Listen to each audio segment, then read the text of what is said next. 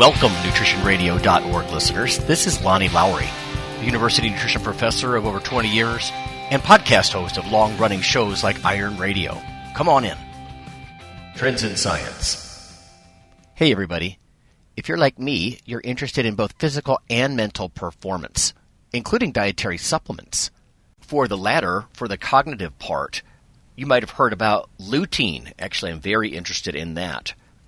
Cocoflavanols, coffee polyphenols like chlorogenic acid, creatine, pre- and probiotics as far as that whole gut-brain axis. Well, there's a new study that just came out about good old multivitamins and what they might do for memory, at least as people age.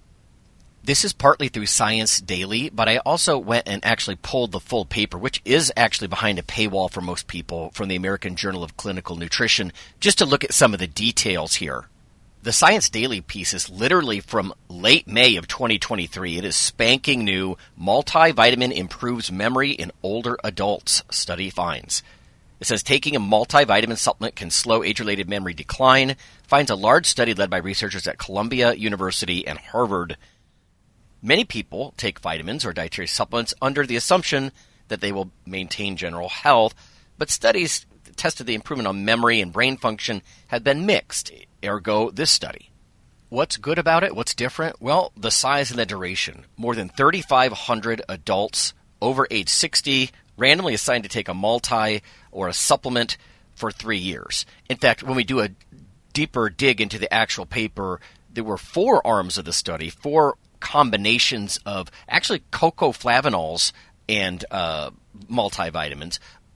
But I digress. Each year, the participants performed a series of online cognitive assessments at home to test their memory function, specifically targeted at the hippocampus, specific region of the brain. Now, I don't want you to think that the cocoflavanols were part of this. They weren't. This is just the groups. This is just about the multivitamin. But it says by the end of the first year, memory improved for people taking a daily multi compared with those taking placebo.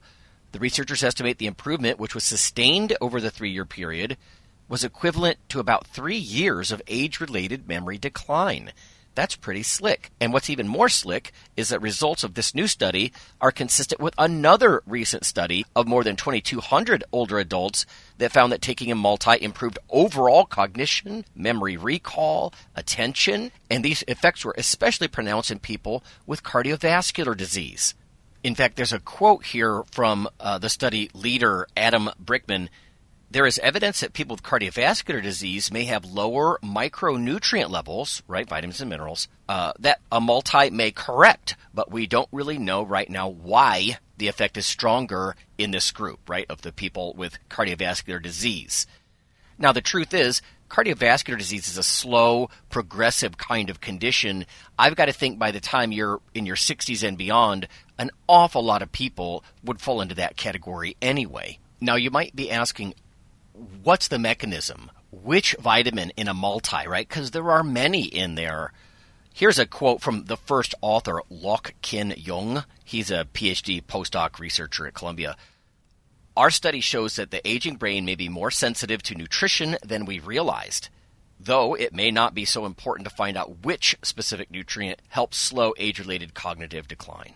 I'm guessing the opinion here is just that multivitamin, multiminerals are cheap. They cause few side effects in general, and, could be a worthwhile intervention then. If we go to the actual full paper here, again, Jung is the first author, Adam Brickman is the senior or last author. What did they take? They took Centrum Silver, and I find that interesting because that's what I took for quite a while, because it doesn't have iron like a lot of non-silver vitamins do. Silver meaning for older people, right? But even when I was training hard in bodybuilding and I was interested in athletics and everything, I didn't need extra iron. As a man, I didn't need that. I ate plenty of meat in my diet. I didn't need that sort of iron overload that kind of happens and builds up on men as they age. So I just took something that didn't have the iron in it, and that was Centrum Silver, and that's what they used here. Other tidbits from the full paper, actually, the discussion and even the disclosures, which might interest you. Discussion first. Daily multivitamin supplementations improved immediate recall memory after 1 year among older adults above the effects observed in the placebo group. That was sustained over 3 years, and again, that's what we learned from some of the reporting that I talked about. In contrast, we found multivitamin supplement did not significantly affect memory retention. So again, not immediate recall, but memory retention not affected. Executive function or novel object recognition. Remember, they give this battery of tests, and they present some of them in this full paper so you can kind of see the challenge, the puzzles that the people are given.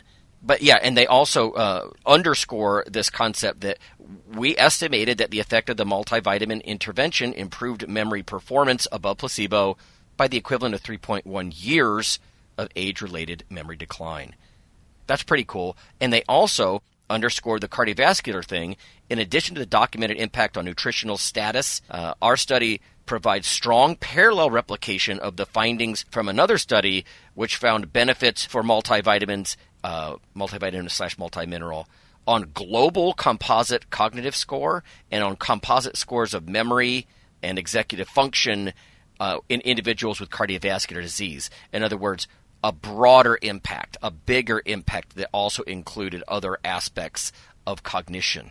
And as far as the disclosures, it says the multivitamins were supplied by Pfizer. So if that's something that concerns you, that's disclosed. Dr. Sesso, one of the authors, also received grants from Pfizer and also some industry groups like the Council for Responsible Nutrition. Of course, not suggesting that data were fabricated anyway, but suggesting that, it's up to the reader whether or not they need to deem, are there any biases here, because I've certainly heard over the years different opinions on multivitamin, multiminerals. But that's all we've got for you today. If you're interested in cognition, in nootropic types of things, you can let me know. You can leave a comment on our YouTube backup, Lawnman07, or even just email me. It's lawnman7@hotmail.com, and let me know if you have specific topics that you would like to dig into. I know we had one comment on the YouTube channel about a specific peptide that's used among bodybuilders, among other people. I'll dig into some of that sort of thing for you if you let me know. In any case, that's going to be it for today, and we'll see you next time. The NutritionRadio.org podcast is for informational purposes only. If you're interested in starting a diet or exercise program, check with your physician, nutritionist, or qualified exercise physiologist in order to make the progress that you need.